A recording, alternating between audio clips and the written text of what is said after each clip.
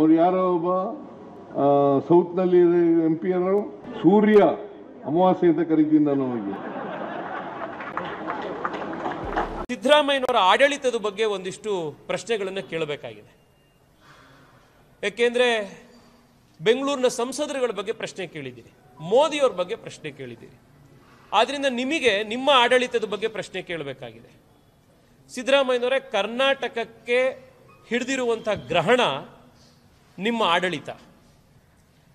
ಸುಮಾರು ಹೆಚ್ಚು ಕಡಿಮೆ 3 ವರ್ಷ ಆಯಿತು ನೀವು ರಾಜ್ಯದಲ್ಲಿ ಅಧಿಕಾರಕ್ಕೆ ಬಂದು. ಬೆಂಗಳೂರಿನ ಸ್ಥಿತಿ ನೋಡಿದ್ರೆ, ಬೆಂಗಳೂರಿಗರ ಸ್ಥಿತಿ ನೋಡಿದ್ರೆ ನರಕ ಯಾತನೆಯಲ್ಲಿ ಬೆಂಗಳೂರಿನವರು ಇವತ್ತು ಒದ್ದಾಡ್ತಾ ಇದ್ದಾರೆ. ಒಂದೇ 1 ಕಿಲೋಮೀಟರ್ ರೋಡು ಗುಂಡಿ ಇಲ್ದಲೇ ಇಲ್ಲ. ನಿಮ್ಮ ಆಡಳಿತ ಎಷ್ಟು ಚೆನ್ನಾಗಿದೆ ಅನ್ನೋದಕ್ಕೆ ಬೆಂಗಳೂರಿನ ರಸ್ತೆಗಳ ಗುಂಡಿಗಳೇ ಸಾಕ್ಷಿ. ಹಬ್ಬಕ್ಕೆ ಹಾಸನಕ್ಕೆ ಚಿಕ್ಕಮಗಳೂರಿಗೆ ನೆನ್ನೆ ಮೊನ್ನೆ ಹೋಗಿ ಬಂದಿದ್ವಿ. ನ್ಯಾಷನಲ್ ಹೈವೇ ಮುಗಿದು ಎಲ್ಲಿಗೆ ನಿಮ್ಮ ರಾಜ್ಯದ ರಸ್ತೆ ಪ್ರಾರಂಭ ಆಗತ್ತೆ, ಅಲ್ಲಿಂದ ಪ್ರಾರಂಭ ಆಯಿತು ಅಂತಂದ್ರೆ ಗುಂಡಿಗಳು, ವಾಪಸ್ ನ್ಯಾಷನಲ್ ಹೈವೇ ಬರೋವರೆಗೂ ಗುಂಡಿಗಳೇ ಗುಂಡಿಗಳು. ಇದು ನಿಮ್ಮ ಆಡಳಿತದ ವೈಖರಿ. ಬೆಂಗಳೂರಿನಲ್ಲಿ 1 ಕಿಲೋಮೀಟರ್ ರೋಡ್ ಸರಿ ಇಲ್ಲ, ಅರ್ಧ ಕಿಲೋಮೀಟರ್ ಫುಟ್ಪಾತ್ ಸರಿ ಇಲ್ಲ. ಮೋದಿಗೆ ಪ್ರಶ್ನೆ ಕೇಳಕ್ ಬರ್ತಾ ಇದ್ದೀರಿ ನೀವು, ಸಂಸದರಿಗೆ ಪ್ರಶ್ನೆ ಕೇಳಕ್ ಬರ್ತಾ ಇದ್ದೀರಿ ನೀವು. ಕಳೆದ ಒಂದೇ ವಾರದಲ್ಲಿ ಬಸವನಗುಡಿಯಲ್ಲಿ, ಮಲ್ಲೇಶ್ವರದಲ್ಲಿ, ಗಂಗೊಣ್ಣಹಳ್ಳಿಯಲ್ಲಿ 3 ಜನ ಹೆಣ್ಣು ಮಕ್ಕಳ ರೇಪು ಮರ್ಡರ್ ಆಗಿದೆ. ನಿಮ್ಮದೇ ಊರಿನ ಮೈಸೂರಿನಲ್ಲಿ 9 ವರ್ಷದ ಬಾಲಕಿ ಮೇಲೆ ಗ್ಯಾಂಗ್ ರೇಪ್ ಆಗಿದೆ. ನಿಮ್ಮ ಹೋಮ್ ಮಿನಿಸ್ಟ್ರು ದೀಪಾವಳಿ ಬೆಟ್ಟಿಂಗ್ ಅಲ್ಲಿ ಬ್ಯುಸಿ ಇದ್ದಾರೆ. ಇದು ನಿಮ್ಮ ಆಡಳಿತದ ವೈಖರಿ. 1 ವಾರದಲ್ಲಿ ಬೆಂಗಳೂರಿನಲ್ಲಿ 3 ರೇಪು ಮರ್ಡರ್ ಆಗುತ್ತೆ, ಅದಕ್ಕೆ ನಿಮ್ಮ ಉತ್ತರ ಇಲ್ಲ. ನಿಮ್ಮ ಸರ್ಕಾರದ ಮುಖ್ಯಮಂತ್ರಿಗಳು, ಉಪಮುಖ್ಯಮಂತ್ರಿಗಳಾಗಿ, ನಿಮ್ಮ ಹೋಮ್ ಮಿನಿಸ್ಟರ್ಗಳಾದಿಯಾಗಿ ಯಾರು ಅದ್ರ ಬಗ್ಗೆ ಪ್ರಶ್ನೆನೇ ಎತ್ತಲ್ಲ, ಯಾರು ಅದ್ರ ಬಗ್ಗೆ ಮಾತಾಡ್ತಾ ಇಲ್ಲ. ವಿಧಾನಸೌಧದ ರಸ್ತೆ ಸರಿ ಇಲ್ಲ ಸರ್, ವಿಧಾನಸೌಧದ ರಸ್ತೆ. ಚಿಕ್ಕಮಗಳೂರಿನಲ್ಲಿ DC ಆಫೀಸ್ ಎದುರುಗಡೆ ರಸ್ತೆ ಸರಿ ಇಲ್ಲ. ನಾನು ನಿನ್ನೆ ಅಲ್ಲಿ ಹೋಗಿ ಬಂದಿದ್ರಿಂದ ಅದನ್ನ ಹೇಳ್ತಾ ಇದ್ದೀನಿ. ಇದು ಕರ್ನಾಟಕದ ಪ್ರತಿ ಜಿಲ್ಲೆಯ, ಪ್ರತಿ ಮುನ್ಸಿಪಾಲಿಟಿಯ, ಪ್ರತಿ ಕಾರ್ಪೊರೇಷನ್ನ ಕತೆ. ಇದು 2 ವಾರದ ಹಿಂದೆ $15 ಬಿಲಿಯನ್ ಇನ್ವೆಸ್ಟ್ಮೆಂಟ್ ಅನ್ನು ಆಂಧ್ರ ಪ್ರದೇಶಕ್ಕೆ ಕಳ್ಕೊಂಡ್ವಿ ನಾವು. ಅವ್ರು ಫಸ್ಟ್ ಕನ್ಸಿಡರ್ ಮಾಡಿದ್ದು ಬೆಂಗಳೂರಿಗೆ ಬರಕ್ಕೆ. ನಿಮ್ಮ ಆಡಳಿತ ನೋಡಿ ಇಷ್ಟು ಸಖತ್ತಾಗಿ ನಡೀತಾ ಇದೆ ಕರ್ನಾಟಕ ಅಂತ ಅವ್ರಿಗೆ ಅನಿಸಿ, ಇಲ್ಲಿ ಬೇಡಪ್ಪ ಅಂತ ಹೇಳಿ ಆಂಧ್ರ ಪ್ರದೇಶಕ್ಕೆ $15 ಬಿಲಿಯನ್ ಇನ್ವೆಸ್ಟ್ಮೆಂಟ್ ತಗೊಂಡೋದು. ನಿಮ್ಮ IT ಮಿನಿಸ್ಟರ್ RSS ಬ್ಯಾನ್ ಮಾಡೋದ್ರಲ್ಲಿ ಬ್ಯುಸಿ ಇದ್ದಾರೆ. ಗ್ಯಾಂಗ್ ರೇಪ್ಗಳು, ಮರ್ಡರ್ಗಳಾಗ್ತವೆ, ನಿಮ್ಮ ಹೋಮ್ ಮಿನಿಸ್ಟ್ರು ಜೂಜಾಡೋದ್ರಲ್ಲಿ ಬ್ಯುಸಿ ಇರ್ತಾರೆ. $15 ಬಿಲಿಯನ್ ಇನ್ವೆಸ್ಟ್ಮೆಂಟ್ ಕರ್ನಾಟಕ ಕಳ್ಕೊಳ್ಳುತ್ತೆ, ನಿಮ್ಮ IT ಮಿನಿಸ್ಟ್ರು RSS ಬ್ಯಾನ್ ಮಾಡೋದ್ರಲ್ಲಿ ಬ್ಯುಸಿ ಇರ್ತಾರೆ. ಇದು ನಿಮ್ಮ ಆಡಳಿತದ ವೈಖರಿ.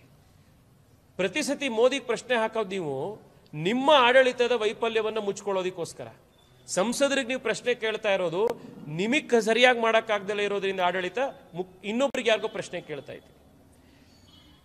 2,300 ಜನ ರೈತರು ಕರ್ನಾಟಕದಲ್ಲಿ ಆತ್ಮಹತ್ಯೆ ಮಾಡ್ಕೊಂಡಿದ್ದಾರೆ ನಿಮ್ಮ ಆಡಳಿತದಲ್ಲಿ. ಇದಕ್ಕೆ ಮೋದಿ ಅವ್ರ ಕಾರಣನಾ? KSRTC BMTC ಬಸ್ನ ನೌಕರರು ಸಂಬಳ ಕೊಟ್ಟಿಲ್ಲ ಅಂತ ಹೇಳಿ ಗಲಾಟೆ ಮಾಡ್ತಾ ಇದ್ದಾರೆ. ಬಸ್ ತೆಗೆಯೋದಿಲ್ಲ ನಾವು ಅಂತ ಹೋರಾಟ ಮಾಡ್ತಾ ಇದ್ದಾರೆ. ಇದಕ್ಕೆ ಮೋದಿ ಅವ್ರ ಕಾರಣನಾ? ಬೆಂಗಳೂರಿನಲ್ಲಿ 3 ವರ್ಷ ಆಯ್ತು ನಿಮ್ಮ ಸರ್ಕಾರ ಅಧಿಕಾರಕ್ಕೆ ಬಂದು. 5 ವರ್ಷ 6 ವರ್ಷದಿಂದ ಪೆಂಡಿಂಗ್ ಇರುವಂತ ಹಿಂದಿನ ಸರ್ಕಾರದಲ್ಲಿ ಶುರುವಾಗಿದ್ದಂಥ ಫ್ಲೈಓವರ್ ಪ್ರಾಜೆಕ್ಟ್ಗಳನ್ನು 3 ವರ್ಷ ಆದರೂ ಕಂಪ್ಲೀಟ್ ಮಾಡೋಕ್ಕಾಗಿಲ್ಲ ನಿಮಗೆ. ಇನ್ನು ಹೊಸ 100 ಕಿಲೋಮೀಟರ್ ಫ್ಲೈಓವರ್ ಕಟ್ಟಕ್ಕೆ ಹೋಗ್ತಾ ಇದ್ದೀರಾ ನೀವು. 1 ಕಿಲೋಮೀಟರ್ ಫ್ಲೈಓವರ್ ಕಟ್ಟಕ್ಕೆ 8 ವರ್ಷ ತಗೊಂಡವ್ರು 100 ಕಿಲೋಮೀಟರ್ ಫ್ಲೈಓವರ್ ಕಟ್ಟಬೇಕು ಅಂತಂದ್ರೆ ನಿಮ್ಮ ಸ್ಪೀಡಲ್ಲೇ ಕಟ್ಟಿದ್ರೆ 800 ವರ್ಷ ಬೇಕಾಗುತ್ತೆ ಸಿದ್ದರಾಮಯ್ಯನವರೇ. ಈ ಸ್ಪೀಡಲ್ಲಿ ನಿಮ್ಮ ಸರ್ಕಾರ ಕೆಲಸ ಮಾಡ್ತಾ ಇದೆ. ಯುವಕರು ಹುಬ್ಳಿ ಧಾರವಾಡದಲ್ಲಿ 1000 ಜನ ನೀವು ಭರ್ತಿ ಮಾಡ್ತಾ ಇಲ್ಲ ಅಂತೇಳಿ ರಸ್ತೆಗೆ ಬಂದು ಹೋರಾಟ ಮಾಡ್ತಾ ಇದ್ದಾರೆ. ಶಿಕ್ಷಕರದ್ದು ಸರಿಯಾಗಿರುವಂತ ವೇಕೆನ್ಸಿಗಳದ್ದು ಫಿಲಪ್ ಆಗಿಲ್ಲ. ಟ್ರಾನ್ಸ್ಫರ್ಗಳಲ್ಲಿ ದೊಡ್ಡ ಮಾಫಿಯಾ ನಡೀತಾ ಇದೆ. ಬೆಂಗಳೂರಿನಲ್ಲಿ 1 ಚದರಡಿ ನೀವು ಪ್ಲಾನ್ ಸ್ಯಾಂಕ್ಷನ್ ತಗೋಬೇಕು ಅಂತಂದ್ರೆ ₹75 ₹100 ಅಂತ ರೇಟ್ ಚಾರ್ಟ್ ಇಟ್ಕೊಂಡು ಭ್ರಷ್ಟಾಚಾರ ನಡೀತಾ ಇದೆ. ಬರ್ತಾ ಇರುವಂತ ಪ್ರತಿ ಹಣ ಕೂಡ ಬೆಂಗಳೂರಿಗೆ, ಇಲ್ಲಿಗೆ, ಕರ್ನಾಟಕಕ್ಕೆ ಉಪಯೋಗ ಆಗೋದ್ರ ಬದಲು ನೀವು ಇದನ್ನೆಲ್ಲ ಅದನ್ನು ಬಿಹಾರ್ ಎಲೆಕ್ಷನ್ಗೆ, ಇನ್ನೊಂದು ಕಡೆಗೆ ಫಂಡಿಂಗಿಗೆ, ನಿಮ್ಮ ಕಾಂಗ್ರೆಸ್ ಫಂಡಿಂಗಿಗೆ ಉಪಯೋಗಿಸ್ತಾ ಇದ್ದೀರಿ. 7 ಜನ ಸರ್ಕಾರಿ ನೌಕರರದ್ದು ಆತ್ಮಹತ್ಯೆ ಆಗಿದೆ. ಕಾಂಟ್ರಾಕ್ಟರ್ಗಳು ಯಾರು ಕೂಡ ನೀವು ಬಿಲ್ ಪೆಂಡಿಂಗ್ ಇಟ್ಕೊಂಡಿದ್ದೀರಿ, ಯಾವುದನ್ನು ಕೂಡ ನೀವು ದುಡ್ಡು ರಿಲೀಸ್ ಮಾಡ್ತಾ ಇಲ್ಲ ಅಂತ ಅವ್ರು ರಸ್ತೆಗೆ ಬಂದಿದ್ದಾರೆ. ನಮ್ಮ ಸರ್ಕಾರ ಆಡಳಿತ ಬಿಟ್ಟು ಹೊರಡುವಂತ ಸಂದರ್ಭದಲ್ಲಿ ನಾವು ರೆವೆನ್ಯೂ ಸರ್ಪ್ಲಸ್ ಬಜೆಟ್ ಕೊಟ್ಟೋಗಿದ್ವಿ. ಇವತ್ತು ದೇಶದ ಅತಿ ಹೆಚ್ಚು ಸಾಲ ಮಾಡಿರುವಂತಹ ರಾಜ್ಯಗಳ ಪೈಕಿ ಕರ್ನಾಟಕಕ್ಕೆ ನೀವು ತೆಗೆದುಕೊಂಡು ಬಂದಿದ್ದೀರಾ. ಕರ್ನಾಟಕದಲ್ಲಿ ಇವತ್ತು 100 ರೂಪಾಯಿ ನಮ್ಮ ಆದಾಯ ಬಂತು ಅಂತಂದ್ರೆ 18 ರೂಪಾಯಿ 100 ರೂಪಾಯಿಯಲ್ಲಿ ಬರೀ ಬಡ್ಡಿ ಕಟ್ಟೋದ್ರ ಕಡೆ ಹೋಗ್ತಾ ಇದೆ. ನಿಮ್ಮ MLAಗಳು ಇವತ್ತು ಗಲಾಟೆ ಮಾಡ್ತಾ ಇದ್ದಾರೆ, ಅಭಿವೃದ್ಧಿಗೆ 1 ರೂಪಾಯಿ ದುಡ್ಡು ಕೊಡ್ತಾ ಇಲ್ಲ ನೀವು ಅಂತ. ನಿಮ್ಮ MLAಗಳು ಜೈಲಲ್ಲಿ ಇಲ್ದಲೇ ಇರೋರು, ಯಾಕೆಂದ್ರೆ ಬಹುಶಃ 4 ಜನ ಜೈಲಲ್ಲಿ ಇದ್ದಾರೆ, ಅದರಲ್ಲಿ 2 ಇವಾಗ ಬೈಲಲ್ಲಿ ಬಂದಿದ್ದಾರೆ. ಇದು ನಿಮ್ಮ ಆಡಳಿತದ ವೈಖರಿ. ಕಳೆದ 3 ವರ್ಷದಲ್ಲಿ ಬೆಂಗಳೂರಿಗೆ ಒಂದೇ ಒಂದು ಸಿಂಗಲ್ ಪ್ರಾಜೆಕ್ಟ್ ನೀವು ಬೆಂಗಳೂರಿಗೆ ಮಾಡಿರುವಂಥದ್ದು, ಶುರು ಮಾಡಿ ಕಂಪ್ಲೀಟ್ ಮಾಡಿರುವಂಥದ್ದನ್ನು ಒಂದನ್ನು ನೀವು ತೋರಿಸಿ ಸಿದ್ದರಾಮಯ್ಯ ಬೆಂಗಳೂರಿಗೆ ಮಾಡಿರೋದು. ಇದು ನಿಮ್ಮ ರಿಪೋರ್ಟ್ ಕಾರ್ಡ್. 100 ರೂಪಾಯಿ ಕರ್ನಾಟಕ ಇವತ್ತು ರೆವೆನ್ಯೂ ಬರ್ತಾ ಇದೆ ಅಂದ್ರೆ 18 ರೂಪಾಯಿ ಬಡ್ಡಿ ಕಟ್ಟೋದ್ರಲ್ಲಿ ಹೋಗ್ತಾ ಇದೆ. ಇದು ಇವತ್ತು ಕರ್ನಾಟಕದ ಸ್ಥಿತಿ. ಕರ್ನಾಟಕದ ಕಳೆದ 3 ವರ್ಷದ ಬಜೆಟ್ನಲ್ಲಿ, ನೀವೇ ಮಂಡಿಸಿರುವಂಥ ಬಜೆಟ್ನಲ್ಲಿ ರಸ್ತೆಗೆ ಎಷ್ಟು ದುಡ್ಡು ಮೀಸಲಿಟ್ಟಿದ್ದೀವೋ, ಶಾಲಾ ಕಾಲೇಜುಗಳ ಅಭಿವೃದ್ಧಿಗೆ ಎಷ್ಟು ಮೀಸಲಿಟ್ಟಿದ್ದೀವೋ, ನೀರಾವರಿಗೆ ಎಷ್ಟು ಹಣ ಮೀಸಲಿಟ್ಟಿದ್ದೀವೋ, ಆರೋಗ್ಯಕ್ಕೆ ಎಷ್ಟು ಮೀಸಲಿಟ್ಟಿದ್ದೀವೋ, ಇದೆಲ್ಲದಕ್ಕಿಂತ ಹೆಚ್ಚು ದುಡ್ಡು, ಇದನ್ನೆಲ್ಲ ಒಟ್ಟಿಗೆ ಸೇರಿದ್ರೆ ಎಷ್ಟು ಹಣ ಆಗುತ್ತೋ ಇದಕ್ಕಿಂತ ಜಾಸ್ತಿ ಹಣ ನಿಮ್ಮ 64.65 ಸಾವಿರ ಕೋಟಿ ರೂಪಾಯಿ ನಿಮ್ಮ ಗ್ಯಾರಂಟಿಗಳಿಗೆ ಹೋಗ್ತಾ ಇದೆ. ಕರ್ನಾಟಕದ ಜನರನ್ನ ಸ್ವಾಭಿಮಾನಿಯಾಗಿ ಅವ್ರ ಕಾಲ ಮೇಲೆ ನಿಂತ್ಕೊಳ್ಳೋ ರೀತಿ ಮಾಡೋದ್ರು ಬಿಟ್ಟು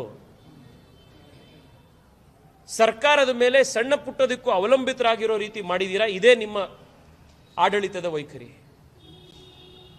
2.5 ವರ್ಷ ಆಗಿದೆ ಸಿದ್ದರಾಮಯ್ಯನವರೇ. ನಿಮಗೆ ಅಮಾವಾಸ್ಯೆ, ಪೂರ್ಣಿಮೆ, ಹುಣ್ಣಿಮೆ ಇದ್ರ ಬಗ್ಗೆನೇ ನಿಮಗೆ ಬಹಳ ಅರ್ಥ ಆಗೋದ್ರಿಂದ, ಈ ಭಾಷೆಗಳ ಕನ್ಫ್ಯೂಷನ್ ನಿಮಗೆ ಕ್ಲಿಯರ್ ಆಗಿ ಗೊತ್ತಾಗೋದ್ರಿಂದ ಹೇಳ್ತಾ ಇದ್ದೀನಿ, ಕರ್ನಾಟಕಕ್ಕೆ ಹಿಡಿದಿರುವಂತಹ ದೊಡ್ಡ ಗ್ರಹಣ ಅಂತಂದ್ರೆ ನಿಮ್ಮ ಆಡಳಿತ ಅದು.